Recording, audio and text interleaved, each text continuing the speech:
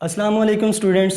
Today we are going to discuss about the second chapter of chemistry जो कि हमारे पास कौन से वाला है एक्सपेरिमेंटल टेक्निक्स इन केमिस्ट्री। अच्छा, अगर हम एक्सपेरिमेंटल टेक्निक्स इन केमिस्ट्री की बात करें, सेकंड चैप्टर की बात करें, तो ये पेपर के पॉइंट ऑफ व्यू से बहुत इंपॉर्टेंट चैप्टर है, लेकिन ये इसकी इंपॉर्टेंस जो है वो शॉर्ट क्वेश्चन में ज़्यादा है और एमसीक्यूज़ में ज़्यादा है। सेकंड चैप्टर में से ज़्यादातर शॉर्ट क्वेश्चंस आते हैं और एमसीक्यूज़ आते हैं। ठीक है, तो हम इसको स्टार्ट करते हैं जी सेकंड चैप्टर को। तो इसमें हम सबसे पहले डिस्कस करेंगे जी एनालिटिकल केमिस्ट्री के बारे में। तो अगर हम एनालिटिकल केमिस्ट्री की बात करें तो the branch of chemistry that deals with the study of chemical characterization, chemistry की वो ब्रांच जो कि केमिकल करेक्टराइजेशन की स्टडी करती है, उसको हम नेम देते हैं जी एनालिटिकल केमिस्ट्री। अच्छा, अब केमिकल करेक्टराइजेशन क्या होता है? अगर हम केमिकल करेक्टराइजेशन की बात करें तो इसमें हम दो तरह के एनालिसिस करते हैं। एक हमारे पास एनालिसिस होता है जी क्वालिटेटिव एनालिसिस और एक हमारे पास होता है क्वांटिटेटिव एनालिसिस। क्वालिटेटिव एनालिसिस के बारे में और क्वांटिटेटिव एनालिसिस के बारे में हमने लास्ट लेक्चर में भी डिस्कस किया था। ठीक है, तो एनालिटिकल केमिस्ट्री में हम केमिकल करेक्टराइजेशन करवाते हैं और केमिकल करेक्टराइजेशन एक्चुअल में क्या होता है, इसमें दो तरह के एनालिसिस करते हैं हम। हमारे पास फर्स्ट एनालिसिस होता है जी क्वालिटेटिव एनालिसिस और सेकंड आपके पास आता है क्वांटिटेटिव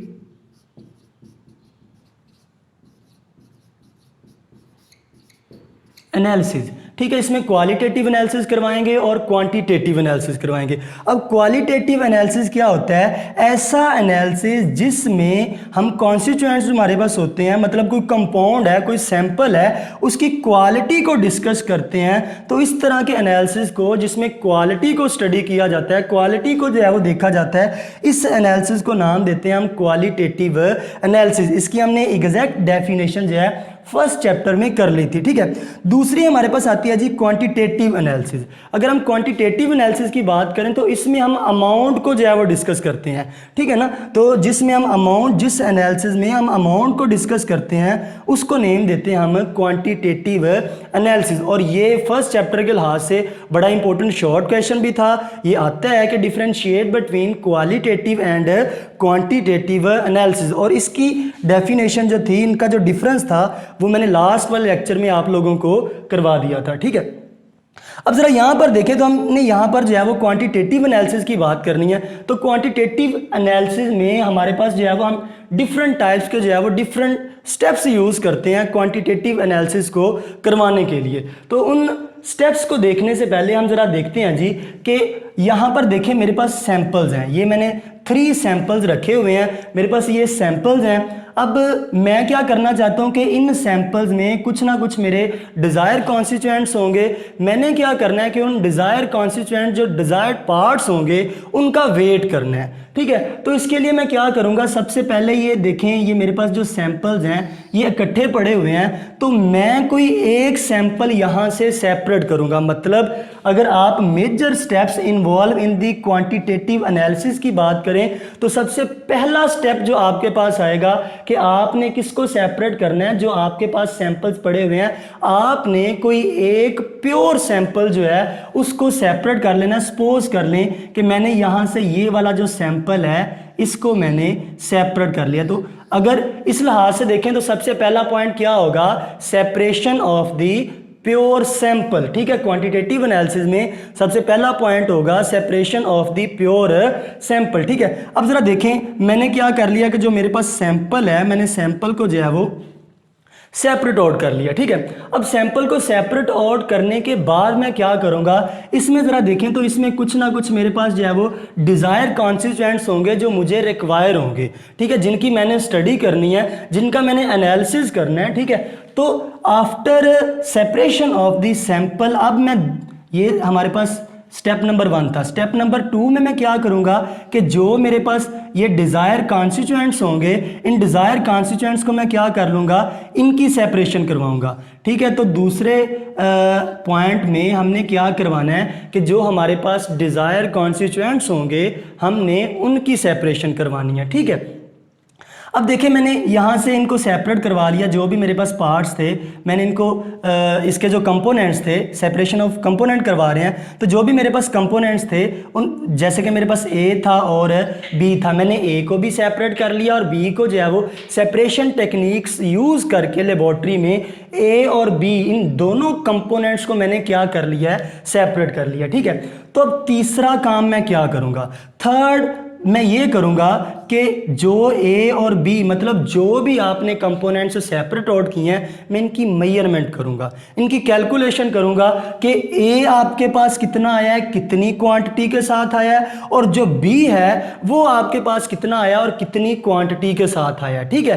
तो थर्ड स्टेप में आपने मेजरमेंट करनी है और साथ में आप लोगों ने कैलकुलेशन करनी है। ठीक है, अब फोर्थ स्टेप में हमने क्या करना है, जो भी आपके रिजल्ट बने हैं, जो भी यहाँ पर इसका वेट आया है, इसका वेट आया है, ठीक है, जो भी आपने ये कैलकुलेशन किया है इस कैलकुलेशन को आपने क्या करवा देना है, ड्रा करवा देना है। और ये हमारे पास 4 स्टेप्स होते हैं, तो ज़रा ध्यान से आपने देखना है। इनको मैं राइट करने लगा हूँ तो आपने इधर से देख के जो है वो इसको समझते जाना है। ठीक है, अच्छा देखें, सबसे पहला स्टेप, अगर हम सबसे पहले स्टेप की बात करें तो सबसे पहला स्टेप हमारे पास कौन से वाला था, हमारे पास था सेपरेशन ऑफ अ सैंपल। तो हमने पहले पार्ट में क्या किया है, सेपरेशन ऑफ सैंपल किया। जो भी आपके पास सैंपल था आपने उसको क्या कर लिया है, सेपरेट आउट कर लिया। दूसरा स्टेप कौन से वाला था, दूसरे स्टेप में हमने ये किया है कि जो मैंने सैंपल सेपरेट आउट किया था उसमें जो मेरे डिजायर्ड कंपोनेंट्स हैं मैं उनको सेपरेट करूंगा। तो सेकंड पॉइंट मेरे पास आएगा separation of desired components.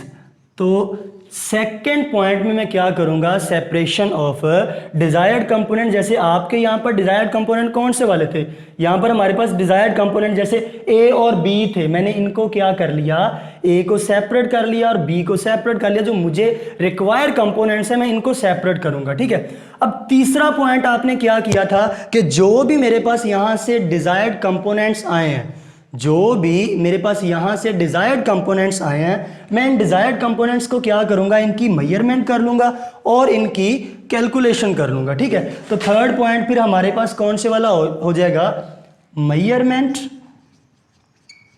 Third point हमारे पास हो जाएगा जी मेजरमेंट एंड कैलकुलेशन। तो थर्ड पॉइंट में जो आपने कंपोनेंट सेपरेट किए थे उनकी मेजरमेंट करनी है और उनकी कैलकुलेशन करनी है। और लास्ट कौन से वाला था, जो भी आपके पास रिजल्ट आए हैं उन रिजल्ट की क्या करवा लेनी है, ड्राइंग करवा लेनी है। ड्राइंग ऑफ जो भी आपने कंक्लूजन निकाली है, ठीक है, ड्राइंग ऑफ कंक्लूजन, जो भी आपने कंक्लूजन निकाली है आपने उसकी क्या करवा लेनी है, ड्राइंग करवा लेनी है। तो ये 4 स्टेप्स हैं और ये शॉर्ट क्वेश्चन में भी आ जाते हैं, इंपॉर्टेंट है। ठीक है, तो इसको आपने ज़रा ध्यान से देखना है। अब नेक्स्ट टॉपिक की तरफ चलें तो नेक्स्ट टॉपिक हमारे पास आता है जी फिल्ट्रेशन। बड़ा इंपॉर्टेंट टॉपिक है। अगर हम फिल्ट्रेशन की बात करें तो फिल्टर करना मतलब सेपरेट करना, प्योर करना। देखिए आपके पास कोई लिक्विड मिक्सचर है, आपके पास कोई लिक्विड है, उसमें इम्प्योरिटीज़ हैं। वो इम्प्योरिटीज़ सस्पेंडेड भी हो सकती हैं या फिर पार्टिकल्स की फॉर्म, प्रेसिपिटेट्स की फॉर्म में भी हो सकती हैं। सस्पेंडेड इम्प्योरिटीज़ भी हो सकती हैं और प्रेसिपिटेट्स की फॉर्म में भी हो सकती हैं। अगर आपके पास लिक्विड में इम्प्योरिटीज़ हैं और आप उन इम्प्योरिटीज़ को सेपरेट आउट करना चाहते हैं तो आप उसकी क्या करवाएंगे, फिल्ट्रेशन करवाएंगे। तो फिल्ट्रेशन को डिफाइन करते हैं जी, the process used to separate the insoluble particles from the liquid।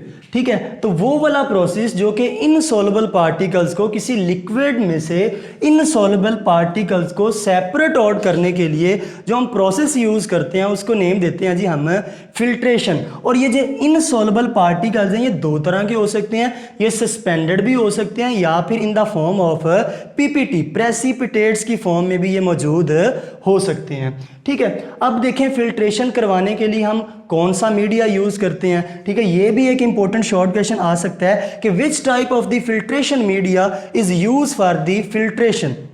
अब देखें फिल्ट्रेशन मीडिया आपने यूज़ करना है, मतलब क्या आप फिल्टर पेपर यूज़ कर रहे हैं, कोई कॉटन यूज़ कर रहे हैं, या क्लॉथ को यूज़ करके आप जो है वो फिल्ट्रेशन करवा रहे हैं, तो ये डिपेंड करता है on the nature of precipitate. ये किसके ऊपर डिपेंड करता है? नेचर ऑफ प्रेसिपिटेट पे डिपेंड करता है कि आपके पास जो प्रेसिपिटेट्स हैं वो जो इनसॉल्युबल पार्टिकल्स हैं जिनको आप सेपरेट आउट करना चाहते हैं उनकी नेचर क्या है। उनकी नेचर को देखते हुए हम जो है वो फिल्टर पेपर यूज़ करेंगे या कॉटन यूज़ करेंगे या फिर जो है वो कोई फिल्टर क्रूसिबल यूज़ करेंगे। ठीक है, तो जो हम फिल्टर मीडिया जो है वो यूज़ कर सकते हैं वो हमारे पास कौन कौन से वाला होता है। सबसे पहला जो मोस्ट इंपॉर्टेंट और जो ज़्यादातर हम यूज़ करते हैं वो हमारे पास होता है जी फिल्टर पेपर।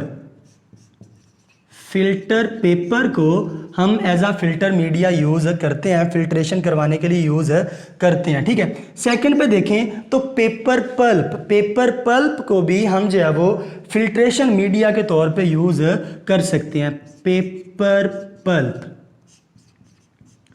नेक्स्ट देखें तो हम जो है वो फिल्टर क्रूसिबल भी यूज़ करते हैं। फिल्टर क्रूसिबल हम कल वाले लेक्चर में देखेंगे, गूज क्रूसिबल्स हैं या फिर जो हमारे पास सिंटेड ग्लास क्रूसिबल्स हैं, ये भी जो है वो यूज़ किए जाते हैं। तो एक हम जो है वो फिल्टर क्रूसिबल जो है ये भी हम यूज़ करते हैं। ठीक है, इसके अलावा हम क्लॉथ को भी यूज़ कर सकते हैं। ठीक है, इसके अलावा हम जो है वो कॉटन को भी यूज़ कर सकते हैं। तो ये हमारे पास वो फिल्ट्रेशन मीडिया है जिनको जो है वो हम फिल्ट्रेशन करवाने के लिए जो है वो यूज़ कर सकते हैं, जिसमें फिल्टर पेपर आता है। इसके अलावा हमारे पास पेपर पल्प आ सकता है, क्रूसिबल्स आ सकते हैं। ठीक है, कॉटन यूज़ कर सकते हैं या फिर हम क्लॉथ यूज़ कर सकते हैं फिल्ट्रेशन करवाने के लिए। लेकिन ये मीडिया आप सेलेक्ट करते हैं on the basis of nature of precipitate. ठीक है, नेक्स्ट अगर हम देखें तो नेक्स्ट हमारे पास आता है जी प्रोसेस ऑफ फिल्ट्रेशन, कि हम फिल्ट्रेशन का जो प्रोसेस है ये हम किस तरह से करवाते हैं। तो अगर हम फिल्ट्रेशन के प्रोसेस की बात करें तो इसमें सबसे पहले तो आपको ऑपरेटस क्लियर होना चाहिए कि फिल्ट्रेशन के लिए आप जो है वो कौन कौन सा ऑपरेटस यूज़ करते हैं। ठीक है, तो यहाँ पर देखें तो यहाँ पर हम क्या करते हैं, हमारे पास जो है वो सबसे पहली चीज़ जो होनी चाहिए वो हमारे पास जो है वो एक स्टैंड होना चाहिए। सबसे पहली चीज़ हमारे पास कौन सी वाली होनी चाहिए, हमारे पास एक स्टैंड होना चाहिए। तो हम एक स्टैंड लेंगे। ठीक है, उस स्टैंड के साथ आपने क्या करना है, ये है जी स्टैंड की रिंग। ठीक है, जिसके साथ आपने इस फनल को क्या करना है, अटैच करना है। ठीक है, तो सबसे पहली चीज़ आप क्या लेंगे, एक स्टैंड लेंगे। ठीक है, और दूसरा आप क्या लेंगे, फिर आपके पास जो है वो ग्लास फनल होनी चाहिए। क्या चीज़ होनी चाहिए आपके पास होनी चाहिए ग्लास फनल। ठीक है, उसके साथ आपके पास जो है वो फिल्टर पेपर होना चाहिए जिसको यूज़ करके आपने फिल्ट्रेशन करवानी है। ठीक है, और नेक्स्ट आपके पास क्या चीज़ होनी चाहिए, आपके पास बीकर होना चाहिए जिसने आपका जो फिल्ट्रेट है, जो आपके पास प्योर सॉल्वेंट आया है, उसको रिसीव करना है। तो ज़रा यहाँ पर देखें तो ये है हमारे पास स्टैंड, ये हमारे पास क्या चीज़ है जी, स्टैंड। ठीक है, ये है हमारे पास फनल और ये हमारे पास क्या चीज़ है, ये हमारे पास बीकर है। ठीक है, अब हमने काम क्या करना है कि हमारे पास जो भी फिल्टर पेपर है, हमने फिल्टर पेपर को यहाँ पर जो है वो अटैच करवा देना है। हमने फिल्टर पेपर की कल वाले लेक्चर में हम फोल्डिंग करवाएंगे, हमने फिल्टर पेपर की फोल्डिंग करवानी है और फिल्टर पेपर को फोल्ड करके हमने यहाँ पर उसको जो फनल है, फनल के साथ जो है वो उसको क्या करवा देना है, अटैच करवा देना है। और आपने इस तरह से उसको अटैच करवाना है कि जो, अच्छा देखें फनल के कुछ पोर्शंस होते हैं वो आप लोगों ने ज़रा याद रखने हैं। जैसे ये वाला जो फनल का पार्ट होता है इसको नाम देते हैं जी रिम, और फनल का जो ये वाला पार्ट होता है इसको नेम देते हैं हम स्टेम, और फनल का जो ये वाला पार्ट होता है इसको हम नाम देते हैं टिप। ठीक है, तो ये रिम है, ये है हमारे पास स्टेम और ये है हमारे पास टिप। अब हमने क्या करना है कि मैंने फिल्टर पेपर लगा दिया है। अब आपने एक बात माइंड में रखनी है कि जो ये रिम है ये फिल्टर पेपर से थोड़ी सी लार्ज होनी चाहिए, इसकी लेंथ जो है वो फिल्टर पेपर से थोड़ी सी ज़्यादा होनी चाहिए। और ये कितनी ज़्यादा होनी चाहिए? ऑलमोस्ट 1 to 2 सेंटीमीटर जो है ये ज़्यादा होनी चाहिए। ठीक है, तो हम फिल्ट्रेशन का प्रोसेस ज़रा करवा के देखते हैं। ज़रा यहाँ पर देखें तो सबसे पहला काम हमने क्या करना है कि put the liquid on to the filter paper. अब सबसे पहला काम मैं क्या करूंगा कि जिस भी चीज़ की मैंने फिल्ट्रेशन करवानी है, जिस भी लिक्विड की मैंने फिल्ट्रेशन करवानी है, उसको मैं क्या करूंगा, इसमें डाल दूंगा। ठीक है, और फिल्ट्रेशन का प्रोसेस जो है वो क्या हो जाएगा, स्टार्ट हो जाएगा। अब होगा यूं कि जो आपके पास जो प्रेसिपिटेट्स होंगे, जो पीपीटी होंगे, वो पीपीटी सारे के सारे किधर रह जाएंगे, फिल्टर पेपर के ऊपर रह जाएंगे। ठीक है, और जो आपका प्योर सॉल्वेंट होगा वो क्या कर जाएगा, पास डाउन कर जाएगा, वो नीचे जो रिसीविंग बीकर है इसमें चला जाएगा। ठीक है ना, तो यहां पर देखें तो यहां पर हम ये बात करेंगे precipitates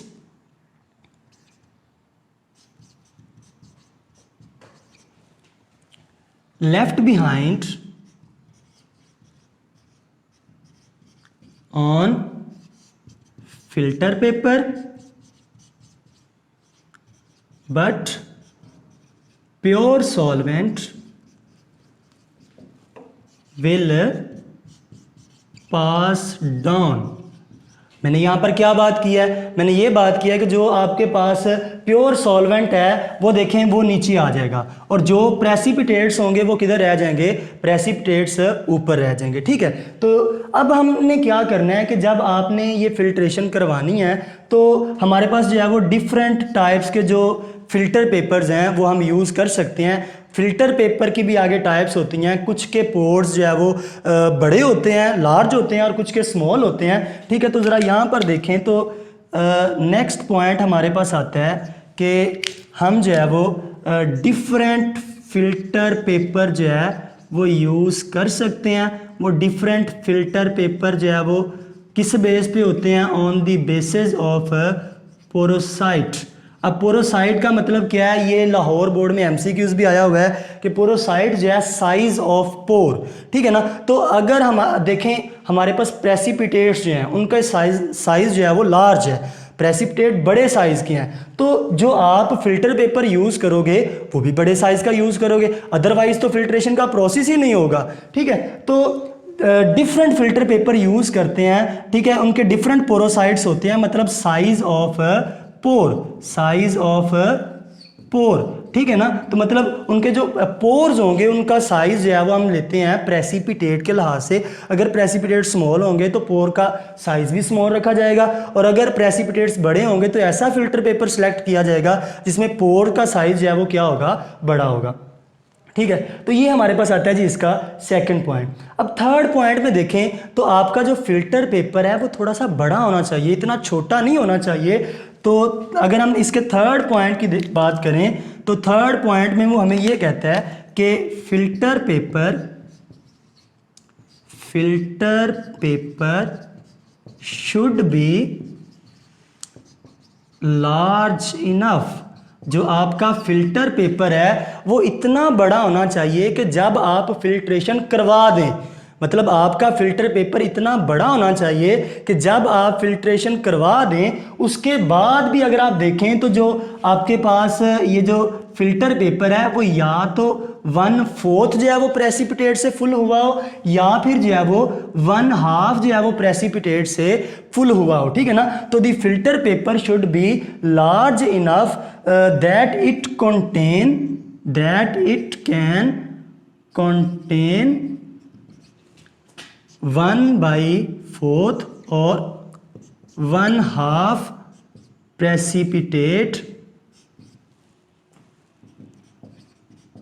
after the completion of filtration, after filtration। ठीक है, तो मेरा ख्याल है आप लोगों को इस बात की समझ आ गई है कि आपका फ़िल्टर पेपर इतना लार्ज होना चाहिए कि जब फिल्ट्रेशन करवा दें तो फिल्ट्रेशन करवाने के बाद जो ऊपर देखें, ऊपर प्रेसिपिटेट्स इकट्ठे हो रहे थे ना, तो प्रेसिपिटेट जो यहाँ पर आपके पास आएंगे वो या तो 1/4 पार्ट इसका कवर करें या फिर इसका हाफ पार्ट जो है वो कवर करें। इससे ज़्यादा कवर नहीं करना चाहिए, अदरवाइज जो फिल्ट्रेशन का प्रोसेस है वो ख़राब हो सकता है, फिल्ट्रेशन का प्रोसेस ठीक नहीं होगा। ठीक है, तो ये था हमारे पास थर्ड पॉइंट। अब फोर्थ पॉइंट की बात करें तो जब तक फिल्ट्रेशन का प्रोसेस होता रहेगा, देखें अगर आपका जो फिल्ट्रेशन का प्रोसेस है वो स्मूथली हो रहा है, मतलब आप किसी चीज़ को फिल्टर करवा रहे हैं और स्मूथली जो फिल्ट्रेशन का प्रोसेस है वो रन कर रहा है, तो अगर फिल्ट्रेशन का प्रोसेस स्मूथली रन कर रहा है तो ये इसका क्या नेम था, इसका नेम था हमारे पास स्टेम। तो ये जो स्टेम है, स्टेम के अंदर कंटिन्यूसली लिक्विड मौजूद होगा। अगर आपके पास फिल्ट्रेशन का प्रोसेस स्मूथली रन कर रहा है तो स्टेम जो है वो कंटिन्यूसली कंटेन करेगी, कंटिन्यूसली फुल रहेगी, किसके साथ, वाटर के साथ, जब तक जो ऊपर कोनिकल पोर्शन है उसमें जो लिक्विड है वो मौजूद रहेगा। ठीक है, तो इसको आप किस तरह से करते हैं जी कि द स्टेम ऑफ द, ये आपके पास फोर्थ वाला पोर्शन है, the stem of the funnel continuously full with liquid until the liquid is present in conical portion if the process of filtration run smoothly. लेकिन ये कब होगा, अगर आपका जो फिल्ट्रेशन का प्रोसेस है वो स्मूथली रन कर रहा है, अदरवाइज ऐसा नहीं होगा। ठीक है, अब लास्ट पे आप लोगों ने एक बात याद रखनी है कि जो आपके पास जो, अगर हम लास्ट पॉइंट की बात करें तो लास्ट पॉइंट में आपने ये बात याद रखनी है कि जो फनल की स्टेम है, the stem of the funnel should be large enough. जो फनल की स्टेम है वो इतनी लार्ज होनी चाहिए कि वो कुछ सेंटीमीटर जो है वो बीकर में मौजूद हो। ठीक है, तो the stem of the funnel should be large enough that it is present down in the receiving beaker, मतलब ये नीचे तक जो है वो कुछ सेंटीमीटर जो है वो नीचे तक होनी चाहिए। और दूसरी बात जो आप लोगों ने याद रखनी है वो ये है कि जो फनल की टिप है, फनल की टिप को आप लोगों ने अटैच कर देना है किसके साथ, ये जो बीकर है बीकर की वॉल के साथ, बीकर की साइड के साथ अटैच कर देना है। देखें ये टिप थी, हमने लास्ट वाले पॉइंट में एक बात ये की है कि जो हमारे पास स्टेम है शुड बी लार्ज इनफ। ठीक है, stem should be large enough, जो स्टेम है वो इतनी लार्ज होनी चाहिए कि वो काफ़ी जो बीकर है उसमें डाउन तक जा रही हो, काफ़ी सेंटीमीटर नीचे जा रही हो। और दूसरा पॉइंट मैंने आप लोगों को यहाँ से ये बताया कि जो टिप है, जो ग्लास फनल की टिप है उसको वॉल के साथ अटैच होना चाहिए। अब ऐसा क्यों होता है, क्योंकि बाज़ आपके पास कुछ रिएजेंट ऐसे होते हैं कि जब फिल्ट्रेशन करवाते हैं तो रिएक्शन जो है वो विग्रस हो जाता है, रिएक्शन अनकंट्रोल होने का खतरा होता है। ठीक है, स्प्लैशेस प्रोड्यूस होंगे जिसकी वजह से अपरेटस जो है वो उसको नुकसान हो सकता है। तो फिर हम क्या करते हैं कि जो टिप होती है इसको वॉल के साथ अटैच कर देते हैं। वॉल के साथ अटैच करने का फ़ायदा ये होता है कि जैसे ही आप फिल्ट्रेशन करवाएंगे तो जो भी फिल्ट्रेट आएगा वो स्मूथली जो है वो यहाँ पर वॉल के साथ जो है वो आकर यहाँ पर इकट्ठा होना स्टार्ट हो जाएगा। ठीक है, अब अगर देखें कुछ केसेस में यहाँ पर भी रखा जाता है, लेकिन जो आपके पास फनल है उसको सेंटर में तब रखा जाता है जब आपको ये खतरा ना हो कि जो आपका रिएक्शन है वो विग्रस हो सकता है, मतलब स्प्लैशेस प्रोड्यूस नहीं होने चाहिए। ठीक है, तो स्प्लैशेस से बचने के लिए, छींटों से बचने के लिए, ताकि हमारा रिएक्शन जो है, जो फिल्ट्रेशन का प्रोसेस है वो डिस्टर्ब ना हो जाए, ठीक है, ऑपरेटर्स को नुकसान ना हो, ठीक है, उस चीज़ से बचने के लिए हम क्या करते हैं कि ये जो टिप होती है टिप को अटैच कर देते हैं विद द वॉल और with the side of beaker, ताकि स्प्लैशेस प्रोड्यूस ना हो। ठीक है, तो ये था हमारे पास फिल्ट्रेशन का प्रोसेस। अब कल वाले लेक्चर में हम ये जो फिल्टर पेपर है इसकी फोल्डिंग की बात करेंगे। ठीक है, और इसके अलावा जो क्रूसिबल्स हैं उनको भी देखेंगे। ठीक है, अब ज़रा देखें तो इस इन टॉपिक्स में जो मोस्ट इंपॉर्टेंट शॉर्ट क्वेश्चंस हैं वो कौन कौन से आ सकते हैं वो भी आप लोगों ने ज़रा नोट कर लेने हैं। ठीक है, तो अगर हम अकॉर्डिंग टू एग्जाम्स देखें तो जो मोस्ट इंपॉर्टेंट शॉर्ट क्वेश्चन यहाँ से आ सकता है वो फर्स्ट ऑफ ऑल हमारे पास ये है जी, डिफाइन एनालिटिकल केमिस्ट्री। अगर ये आ जाता है तो आप क्या लिखेंगे, ये हमने इसकी डिफाइन की थी ये भी लिखेंगे, और आप ये भी बताएंगे कि ये केमिकल करेक्टराइजेशन क्या होता है, इसमें क्वालिटेटिव और क्वांटिटेटिव एनालिसिस करवाया जाता है। बाज़ शॉर्ट क्वेश्चन इस तरह से भी लग सकता है कि व्हाट इज़ केमिकल करेक्टराइजेशन, तो अगर केमिकल करेक्टराइजेशन वो पूछ लेता है तो आपने क्वालिटेटिव और क्वांटिटेटिव एनालिसिस को जो है वो एक्सप्लेन करना है। ये बाज़ इस तरह से शॉर्ट क्वेश्चन लग जाता होता है कि व्हाट इज़ केमिकल करेक्टराइजेशन, तो उसमें आप क्वालिटेटिव और क्वांटिटेटिव एनालिसिस करेंगे, और इनकी डेफिनेशन मैंने लास्ट वाला चैप्टर था उसमें मैंने ये करवा दी थी, उसमें टॉपिक ये मौजूद है। नेक्स्ट देखें तो नेक्स्ट हमारे पास सेकंड शॉर्ट क्वेश्चन आता है, write the names of the major steps used in the quantitative analysis. तो ज़रा देखें स्टेप्स कौन कौन से वाले थे। आपने सबसे पहले सैंपल को सेपरेट किया, फिर उसके कंपोनेंट्स को सेपरेट किया, फिर उसकी मेजरमेंट करवाई, और एंड पे आपके पास जो भी रिजल्ट आए थे उनकी आपने ड्राइंग करवा दी, जो कंक्लूजन आपने निकाली थी। नेक्स्ट देखें तो नेक्स्ट आपके पास आता है जी डिफाइन फिल्ट्रेशन। तो फिल्ट्रेशन भी आपने किया था कि जो इनसॉल्युबल पार्टिकल्स को सेपरेट करने के लिए प्रोसेस यूज़ करते हैं उसको क्या नाम देते हैं, हम उसको फिल्ट्रेशन का नेम देते हैं। ठीक है, नेक्स्ट देखें तो what type of filtration media use in the filtration. First of all तो जो आपके पास फिल्ट्रेशन मीडिया है वो किस बेस पे सिलेक्ट करते हैं, नेचर ऑफ प्रेसिपिटेट की बेस पे सिलेक्ट करते हैं, और वो कौन कौन से वाला होना चाहिए वो भी हमने किया था। फिल्टर पेपर हो सकता है, पेपर पल्प हो सकता है, ठीक है, फिल्टर क्रूसिबल हो सकता है, क्लॉथ यूज कर सकते हैं, कॉटन यूज कर सकते हैं, but it depend upon the nature of precipitate. ठीक है, तो नेक्स्ट ये एमसीक्यूज के लिए भी बहुत ज़्यादा इंपॉर्टेंट है, जो मैंने ये बताया है आपको कि जो इसकी रिम है वो कितनी फिल्टर पेपर से ज़्यादा होनी चाहिए, तो 1 to 2 सेंटीमीटर ये आ सकता है। ठीक है, इसके अलावा पोरोसाइट का क्या मीनिंग होता है, तो साइज़ ऑफ पोर, तो ये भी एमसीक्यूज में आ सकता है, तो इसको आप लोगों ने ज़रा ध्यान से देखना।